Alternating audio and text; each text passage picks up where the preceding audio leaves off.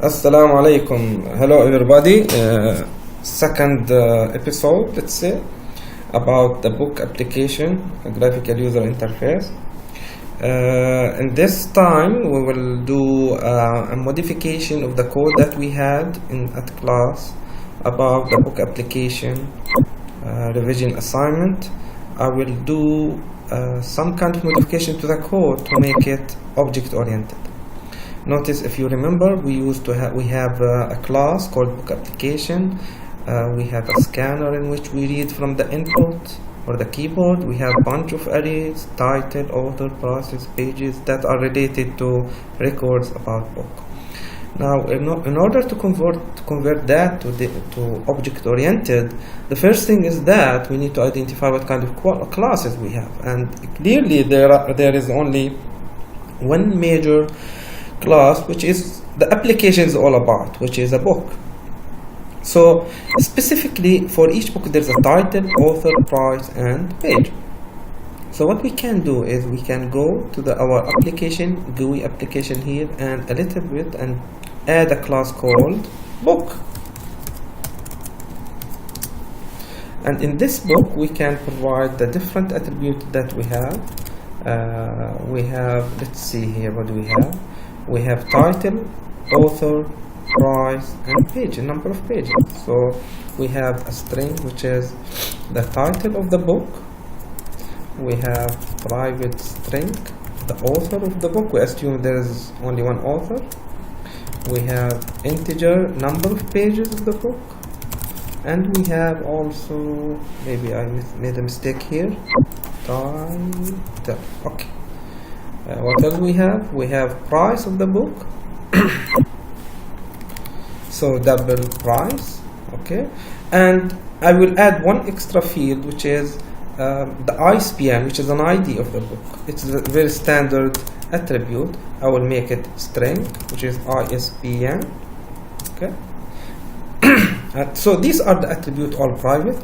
I will provide the constructor. So I will use NetBeans to do that. In many of these cases, I will first let me create the constructor. So I will be satisfied with only the default constructor. And this is it. Now I can use NetBeans to provide me with the getter and setter. So I can right click under the constructor in the NetBeans, insert code. And you can say getter, and I can provide a getter for everything, and say generate. Boom, everything is there, all the getters are there. Of course you are free to add code if you want. Of course getters, you don't add that much code, but in the setter just right click and again insert code and say setters. Oh, I'm sorry, I made a mistake. I will roll it out, Control Z. Again, right click, go to insert code, click on setter, and I can provide a setter for all of these things. Let's say generate code. There are many things. The setters is very simple. NetBeans provided very simple to you. However, you can add code there. For example, I can write code here like if ISBN is not null and ISBN is empty, so I have to put not here. In this, the ISBN provided to me is not empty and not null. Go ahead and change it. You can do for the price, for example, if price is let's assume that the prices are above, let's say, 1 dirham or $1. So if price is greater than or equal 1, then go ahead and change it. Otherwise, don't change it. Page, number of pages. You can say if pages greater than or equal, let's say the smallest book we could have, let's say 10 pages. Okay, so if page is greater or equal 10, change the pages. Author, we can set the author accordingly. Also, we say by if author is not equal null, see string, author is a string which is object, it should not be null, and author should not be empty. So is empty, I'm gonna use is empty in this case. I'll put not empty so that the condition comes perfect, and in that case go ahead and change it. The title, any book must have a title, so you can have the same thing. If title is not equal null and not title is not is I am using the method under string because the title is a string. Okay, title, here we go. So I am done with the getter and setter here. It would be nice if you want to provide toString method, you can do the same thing. Right click, insert code, toString, and you can specify here. They are asking, they checked all the attributes in which it can be added to the toString method. You can remove or uncheck any of the attribute as you like. I will keep all of them as you can see here. It's gonna be like a book title equal title, blah blah blah, and you will get the toString method. Okay. So now, what if you want to provide, let's say, another constructor to construct all of them? You could do that, but I'm not gonna do that. I'm not gonna do. You can provide as many as constructor as you want, but this is the basic thing behind the book. So this is the book class. It compiles correctly, everything okay. Now the next step is to how can I convert this application based. How can I change this accordingly? So I'm gonna create in the GUI apps a new class, Java class that correspond to this manager. You can think of this as a manager or as a management class for the books in which it will read them from a file. You can ask the manager to search. You can ask the manager to delete a book or add a book or do different kind of things. And you will see that this manager will be communicating with the graphical user interface to achieve the whole functionality. So let's do another class here. So remember, we have a graphical user interface class we developed last time. Now we develop the book as the basic entity that will be like manipulated and managed. We need someone who manages that. We'll create a class, Java class, regular class, and we'll call it book manager. And the book manager will be basically responsible for different kind of thing. It will be corresponding to the book application. And in the book application, notice that we have 4 arrays to correspond to different kind of information about book. Now in the book manager, it's enough to have only one array of type book. I will call it books. And as we did last time, I will assume that I will not have more than, let's see here, more than max, which is 1000 book. So I will say new book 1000. So in my bookstore, I will assume that I will have at most 1000 book. Notice that I have removed the static. Now it becomes non-static data member. And let's see what else we have here. So here's max, number of books, keyword, and that's it. Notice that in the book manager, at the beginning of creating the book manager object, it will have 1000 location. All of them are null because each location can hold a book, a type book, and an object of type book, and this book will be null at the beginning. Okay, so let's look at the next step. The next step was about reading the records. Reading the record, it's like what? It's like constructing the book manager. Constructed the book manager by going to a file, read it, and populate the array that you have. So because of that, I'm gonna copy this read records, and I will consider it as the constructor of the book manager. So I will have public book manager. This is the constructor, default constructor, and basically I'm gonna go back here and copy the code here, try and catch. I need try and catch because I'm gonna read from a file. Read records. I go back here and I paste the code here. Of course, he will ask me import classes, scanner, and file. Okay. Notice that I'm gonna use scanner to read from a file, and the code is as it is, as you can see. I'm gonna use the line read next and ignoring some value, the same code that we did last time. The only difference is that now all these arrays, there's no need to separate things here. What I'm gonna do is I'm gonna create a book object, new book, and I'm gonna hold each item inside. So the first field of the one that I parse it, I split it, it's gonna be the title of the book. And in this case, I will say book dot set title, and I will get the value trimmed. Remember, we used to trim it. You do the same thing for the price, book dot set price, and you will put the values, which is the one that you read from a file. Of course, let's handle the brackets. I think we need extra one here. If you remember, we did some trimming to remove in case the text file was or had some kind of extra spaces. The same thing, book.set author. Oh, came up something else. Book.set author. Okay, and we will have. Oh, what happened here? Okay, I think we can do it. Okay, here we go. So the author was the third field, and lastly, number of pages. Book.set pages, and here we go. Okay. Book set pages. This me. I think I am missing one extra. Okay, here we go.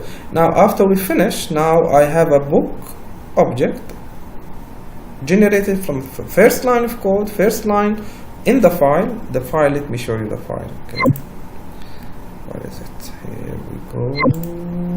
Here it is. So the first one, effective per blah blah blah blah. Okay, the first one was the title, second price, author, and finally the number of pages.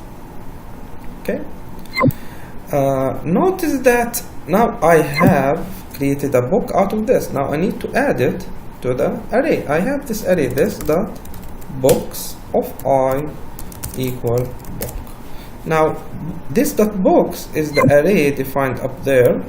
So I need at location I of that array to put the book that I have just read, and that's I have parsed and split and did manipulation. I extracted the title, the price, the author, the number of pages, and I keep going like this until I build the whole thing. Of course, I don't know why this I should keep it. It's a good thing to do some kind of closing the file after we finished. If you notice that the book we decided to have an ISBN for the book. In the book we did not have ISBN, so I will go and change the book to have an ISBN at the beginning, or I can have it at the end, doesn't matter. So the ISBN is just a number, string number. So I will have, let's say, ISBN 123, ISBN 3444. Let's assume it's three number digit. So I will put a unique number for an extra ISBN so that it becomes the ID of the book. I will make sure it has to be 3 digits. Okay, so I will save the text file and I come back here. So I will do the last part, which is, so the ISBN, you can think of it as a string. So you would say book dot set ISBN, and basically you can say field 3 trim, that's it. Let's see here. So now the manager will have, when you create this book manager, he will be populated with the record automatically. See that? Now let's see how can we do things here. If you go back here also, you will see in the method you are handling choice by choice, right? Now let's see what can we do here. Let's see, choice 1 was printing all the information of the book, right? So because we've been using the key, the monitor and the text based menu, we used to print everything to the screen. Now we cannot have this luxury to print everything. It's better to program choice by choice, but however it's gonna be based on some kind of design. So here it's gonna be, so we'll have an object called book manager, and we'll ask the manager could you please send us or handle option number 1 of the menu. So we will have non-static method in which we will return a list of books, and it will say handle item 1, because item 1 basically is telling the manager, give me all the books information. So all the books are located where? Under this data. It's like a getter to it. So we'll say return this dot books, and we're done. Now it's the job of the graphical user interface to take these books and display them in a good way, and we will see that in the 3rd episode of this. So today we will have what? We will have the manager, the book application converted to object-oriented by creating book class. Remember, we added one extra attribute called ISBN, the ID of the book. And the book manager, we don't have anything static here. We have an instance variable book to represent the database, and we have a constructor that rethinks from the book. How to handle item 1? We just say return books, because item 1 is basically retaining all the books. Let's look at item 2. Item 2 says give me the max minimum prices. He wants the minimum price of the book and the maximum price of the book. So how can we handle that? We do the same thing. We go here and say public, and I will leave this empty as a return type, and we will say handle item 2. And if you remember, handle return the max min prices, the maximum prices of the books. What is the maximum minimum price? So I will put the code here, and I will see what can I do here, or let's discuss what can we do in item 2. Of course, you can keep the system that out for debugging purposes. I will just put the code here, and we'll see.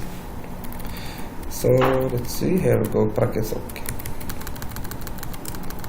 I will remove this. Let's make it void for now, okay? So that correct things.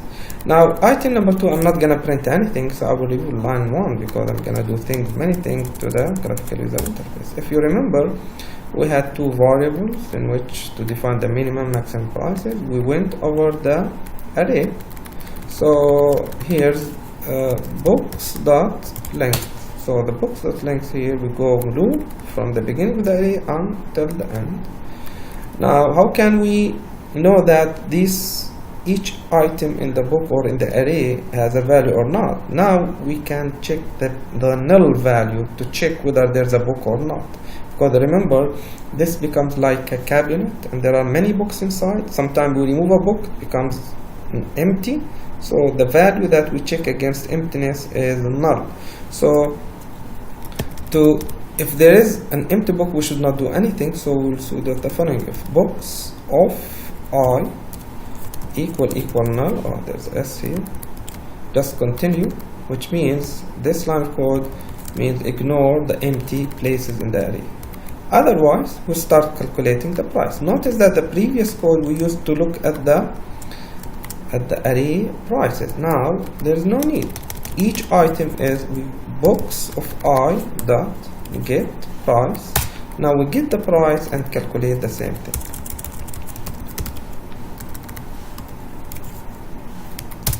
We do the same thing to calculate minimum, maximum, and previously we used to print. Now we cannot print. We need to hand this result to the graphical user interface. So notice that we are requesting 2 values to be returned, and in order to do that, you cannot do that in programming language unless you define either an array, a structure that can hold 2 values, or define an object or a class.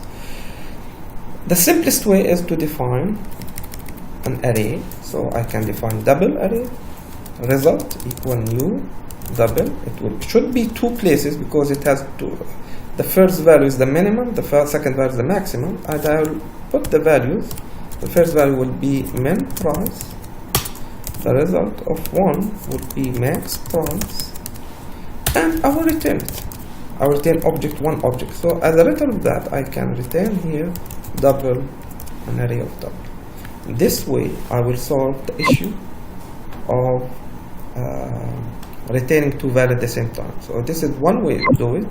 Or you can go ahead and define a class called, let's say, pair. You can get a result and it has two values doubles, but I don't see it's necessary to do that. I can use array as simple as you can see here. Again, I can put some comment here so that user can see. So this method will return an array of two doubles. The first number represents the minimum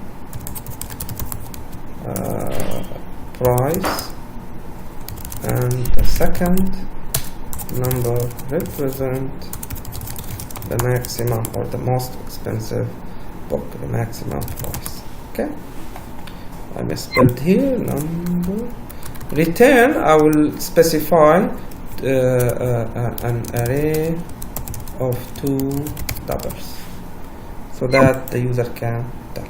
Okay. In the next episode, we will look at how can we incorporate that in the graphical user interface. But again, let me summarize here. In this talk or in this lesson, we learned how can we convert a non-object oriented assignment or code into object oriented. Notice that we have many information about a book and they are scattered in 4 arrays. What I did, or what we did, is we created one class called book. The book contains attributes. We provided constructor, getters and setters, and 2 string methods in case. And this is just standard way of creating classes in Java. After that, we created the object-oriented based class of the book application by creating a class called manager. Now I want to represent all books. In this case, I defined an array of books. I call it books, and notice that its type is book square brackets, which indicate an array. And I assumed for now, because this is static data structure, I assume that I will have at most 1000 books in my store. In the constructor of the book, in the book manager, I should have all the books that I have already in a file. So I read the file and I populated, I created book and populate this book inside the array, as you can see here. Notice this constructor corresponds to the read records in the previous assignment we had. We read line by line, you split and populated the array. Now we did the same thing, except we read line by line, we split, and the value that we split, we put it in a book class, in a book object. We created the book, notice here, we created a book, we populated the book information, and at the end we added here the book, here let's call it here, add the book object in the array. Of course we have a counter, we have to increment the counter, and we finish, we close the scanner. We're done, we prepared the object now. This object will be ready to be used by saying I would like to handle item 1, in which give me all the books, and he will give you all the books. Another thing, I would like to handle item 2, in which he will give me, let's say, the max minimum price. So we adjusted the code so that, notice adjusting the including going over the books one by one. Now it's an array of books, so I need each item in the array is a book. I need to check book by book. In order to check the price, I say book of I dot get price, book of I get price to calculate min max. I chose to put the result into an array of two doubles and return the array so that I can have one object. Last thing here, if you notice handle item 1, why should I? It's nice to have all the non-null value of the array going back, not all the array as a whole. So we can adjust it a little bit.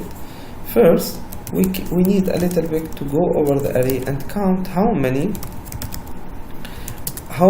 books are there. So in this case, we can have a counter equals 0 and count if book of I not equal null, which means there is a book, just say count plus plus. I made a mistake here. After I'm done with that, I can do the tweak things. I can go ahead and define another book array, new book, and with how many elements, count. This specifically I will have an array populated completely with books, and I can copy I equals 0, I less than books dot length I plus plus, and I will have a check if books of I not equal null. Go ahead and copy the book to the array of course I cannot use I have to use j equal books of I. Of course I did not define j, so I have to define out there integer j equals 0, and of course every time you increment you can put j plus plus here, and at the end, instead of returning the books, I can return the array. This way here I can say here returns the array of all books, and I am guaranteeing that all the books will be not null, so null value will not be there. So here's another one, another idea in which you can incorporate in your code. Please feel free to incorporate any idea you would like, and next time we'll see how can we put things together, how to the book manager and the graphical user interface again. Thank you very much. See you later.